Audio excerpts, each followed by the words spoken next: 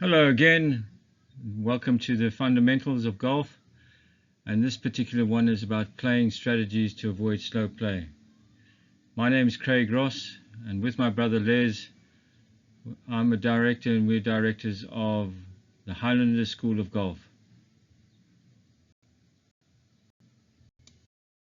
Right, the overall agenda and overview.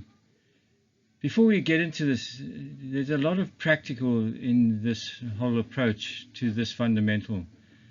So the fact that there's only 5 points that we're going to go through, there's quite a lot of practical to do so in these points. So it's going to take you time to feel comfortable once you've gone through this a few times when you get onto the golf course or go to the golf course. So as you see here, understanding slow play, causes and consequences, the preparation before the round, a very important part. Reasons for slow play, course management, and playing strategies. So the impact of slow play on the enjoyment of the game causes frustration, reduces satisfaction, and disrupts the game rhythm. So be conscious of what these headings mean. And so we're going to go into a little bit more detail in slides to come, but these points are so simple and logical in relating to the enjoyment of the game. Right, arriving early and being ready to play is such an important part of playing this game, especially as a beginner. Early arrivals benefits time spent on the driving range warming up, getting the timing right, and reduces injury risks and enhances your performance. And then mental preparation is such an important thing. Calms your nerves down, get yourself ready with regards to what you're going to achieve on the golf course.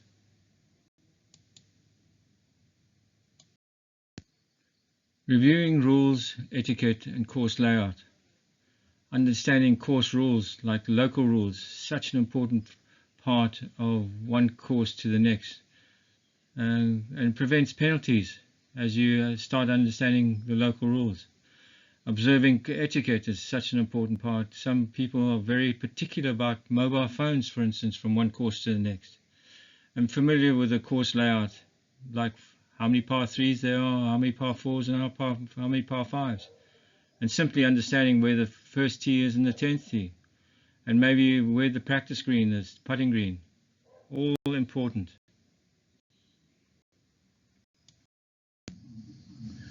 Right, carrying necessary equipment and supplies. It's an obvious one. Obviously, complete golf equipment means obviously the clubs that you want to use on the golf course. Balls, pencils, tees, ensure the smooth play without interruptions. These are things that you don't take cognizance of. You're rushing onto the tee and you don't have any golf balls, for instance. It's quite a common problem. So it all avoids delays. Right, we're getting particular on the reasons for slow pace on the golf course.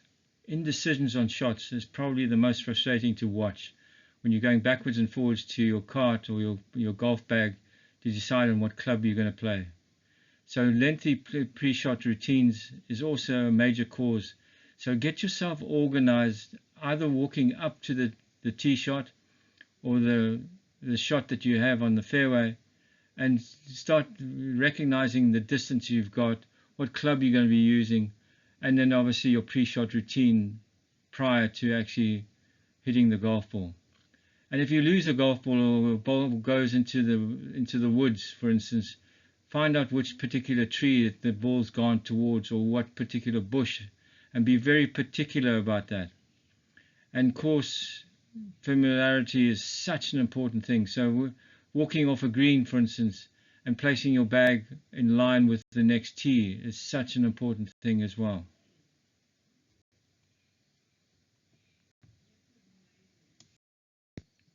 Right, if you find yourself on a busy course, usually there's a marshal involved, and he's there to monitor pace of play. So there are various policies that they have regards to that. So listen to the marshal and cooperate with the marshal if you happen to be slow on the game. So it's so important. He's not there making your game uncomfortable. He's there to help you as much as he possibly can to enjoy the game. Efficient movement between shots and holes, such an important thing. So structure is what you're looking for. So brisk movements, consistent driving, not driving excessively fast, but just driving at a pace that goes according to the game of golf. And planning your route is such an important thing. It knocks off seconds, which saves the frustration of the game, as we sort of indicated in one of the slides. So for instance, parking your cart in front of the green and your next tee is beyond the green is frustrating, because when you're waiting for someone on the green and they walk back into the line of play, it slows things up. So just park your car or find out where the next tee is, like I've said before, and park your car or place your bag en route to the next tee. Right, the next couple of slides are about strategies. And this one is about pre-shot routines and ready golf. When you're approaching the ball in play, you're deciding on the club you wish to use. Such a simple strategy, and it knocks seconds, minutes off the pre-shot routine. Ready golf concept is basically, if you're ready to hit the golf ball and there's no one in front of you, then just hit. Again, this strategy is about avoiding slow play, and that's the scramble format. So you play from the best position. So in other words, if you don't reach the best golf ball in your, say, 4-ball, pick up your ball and walk towards the player that has the best position and drop your ball and play from that position. This is a great way, again, getting the feel of the golf course and walking in accordance of the pace of play. Right, this strategy is about the 150 and the 50-yard format. So on a par 4, for instance, you pick up your ball. If you don't reach the particular drive, if you're driving off the tee, go to the 150-yard mark, drop your ball, and hit from that position. The same applies to a par 3. Pick up the ball and move to the 50-yard mark if you haven't reached the 50-yard mark, and do exactly the same. And this strategy is the max out at 2 over par. So in other words, if you on a par 4, you take 6 shots and you haven't finished the hole, you just pick up the ball.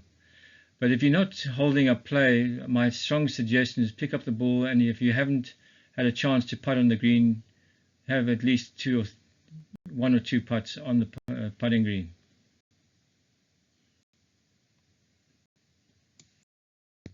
Right, this strategy is basically for the total beginner who's never been on the golf course. My strong suggestion is get the latest tee off time, so you're not going to be holding up anyone behind you. So you go through the strategies that we've just suggested, as well as being the last tee off time, and then you don't feel under pressure as you're playing.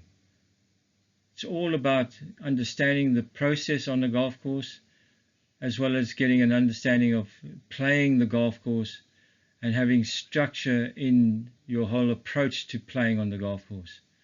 And it's really all about enjoyment, and it takes a bit of time, so it's just a matter of going through these processes. Right, we've come to the end of this fundamental. As you see, there's our website, highlanderschoolofgolf.com/lessons. This is where you'll find the fundamentals, the free fundamentals. Go through them, enjoy them. If you wish and you have enjoyed this series, then send it on to your friends and see, especially if they're beginner golfers or thinking about taking up the game. We'd love to hear from you. And obviously the other aspect is the online lessons. Once you feel comfortable and you need a little bit more help on this, then you just go to the online golf lessons. It'll show you what to do with regards to sending me a video. Send me a video of your golf swing, front on, down the line, and your grip, and we're only too happy to get involved with helping you further. Enjoy.